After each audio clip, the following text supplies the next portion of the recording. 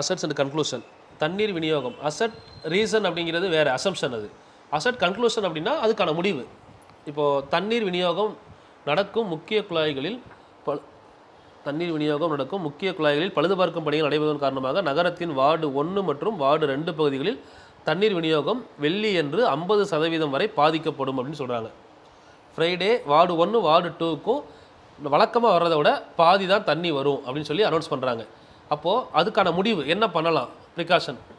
வார்டுகளில் வசிக்கும் பெண்கள் வெள்ளி என்று தண்ணீரை சிக்கனமாக பயன்படுத்தலாம். தண்ணி இல்லாமல் போகாமல் இருக்கக்கூடாது. வர்றதை விட பாதி தான் வருது. அப்போ தண்ணி வந்து ஃபுல் டே வரணும்னா அவங்க நார்மலாக யூஸ் பண்ணுறத விட கம்மியாக பயன்படுத்தலாம், சிக்கனமாக பயன்படுத்தணும். கரெக்டு, ஒரு முடிவு கரெக்டு. ரெண்டாவது, முதல் நாளே கொஞ்சம் தண்ணீரை சேமித்து கொள்ள வேண்டும். இதுவும் கரெக்டு. புரியுதா? வெள்ளிக்கிழமை தண்ணி வராது, பாதி தண்ணி வரும். அப்போ அதுக்கு முதல் நாளே தண்ணியை சேர்த்து வச்சுக்கலாம். இல்லை அன்றைக்கி வர்ற தண்ணி கம்மியாக இருக்கிறனால கம்மியாக யூஸ் பண்ணிக்கலாம். அப்போ ரெண்டுமே சரி. 1 மற்றும் 2 இரண்டும் தொடரத்தக்கது. ரெண்டுமே ஃபாலோ பண்ணுது. சரிங்களா?